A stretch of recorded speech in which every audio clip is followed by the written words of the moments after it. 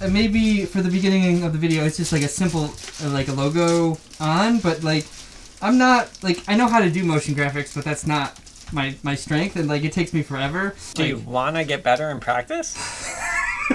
Well, just do something simple. Just do like a line in purple, and then like a logo, and then like a lens flare. The what's that scream that's really popular? The Wilhelm scream? Yeah, then the Wilhelm scream. The Wilhelm scream at the end? Yes, Viridian. Viridian. Yeah, there's this, okay. That. Sure, I'll rough that in for you. Let's see that right now.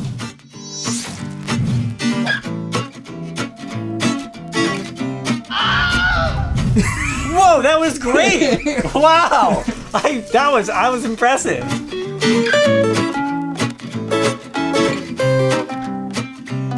Here we go. Well, no, I kind of think it should be recorded because this is like the nuts and bolts of like business stuff. Yeah. This is like the real stuff that like businesses talk about. How should this content, whatever this is, be put onto the internet, right?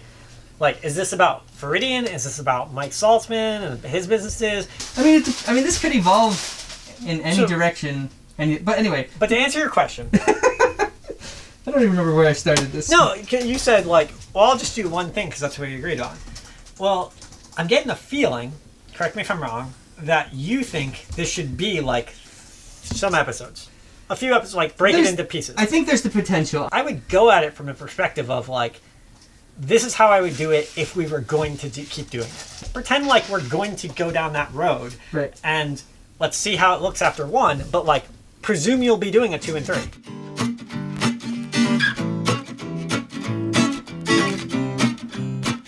I guess what I'm circling around is just like, how many man hours do you because we agreed on, maybe doing one video for $100. Oh, it's just pay. Shit just got real. I don't want to get too far down where you're not happy and like we don't have anything worthwhile and there, you don't have a market and you've wasted your time and money. You're overcomplicating it. I don't know.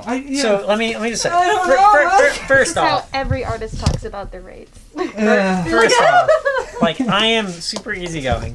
I know you are. Second off, But if it ends up being a total loss and we make nothing, I'm okay with that.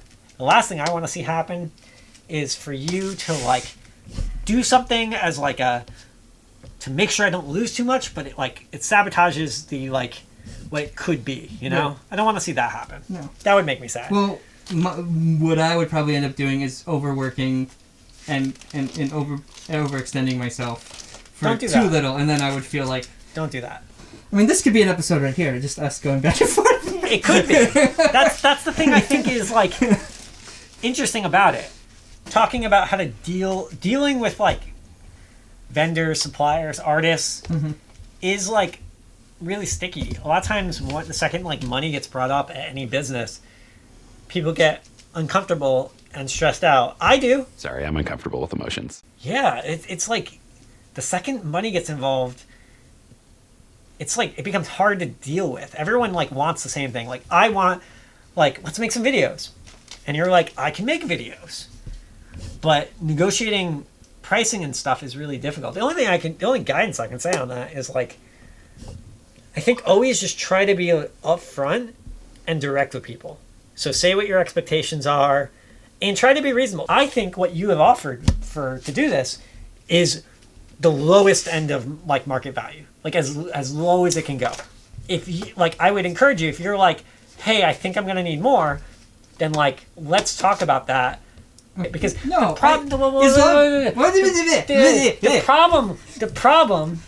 problem with me going forward and accepting too low of a wage from you or anyone doing that isn't that you won't get like, I mean, you might not get you might get a substandard product, but I don't think that's going to happen here. What I think is going to happen, or what I think usually happens, the side that's getting like screwed or like underpaid is going to feel resentful. They're also not going to have like much of an interest in doing a good job. They're going to get burned out. Like all those things can happen. So it's in the payer's interest, in my case, like the person at the business, to make sure that the other person gets at least a deal that they are happy with, like truly. Because if you don't, then you're just not going to get the product that you want, or you're gonna have resentment. I could set the building on fire. The same thing would happen with employees. If Steph or one of my employees at one of my other businesses were chronically underpaid, then they're not going to want to do a good job. They're going to want to leave. They're going to want to find different work. So it's in the business owner's interest. Like I hear from business owners all the time. I used to be in a video game owners like Facebook group, and there were like posts that were like, my employee screwed up, so I had to take it out of their paycheck and blah blah blah blah blah. Which one? I think that's illegal, or it's like really unethical, but it's also like crazy. Because, like, you think that you're, like, making back what they screwed you over on by taking, like, a little bit of their salary. One, you have a lot more money than them as the owner. You have more resources than them. So to punch down on your employee is bullshit. But also, obviously, you think that employee is going to give two shits about you? You think that employee is going to work hard for you? You think that employee is going to be honest and fair and forthright with you? If they did something so bad that, like, you think that, like, they don't deserve money, then fire them. And God, I hate that group. Just a bunch of people complaining about how my employees are out to get me. My customers are trying to screw me. I gotta fight back against all of them. No, your employees should be there to work for you. And your customers are your customers. And if you don't treat them well, they're not going to come back. They're not going to buy things from you. And they're going to know that you treat them like the enemy. And if you treat them like the enemy, then maybe you are the enemy, and maybe they shouldn't shop with you anymore. That kind of mindset is poison for a business owner. Poison. And you're not going to be in business very long. Like, you're just not.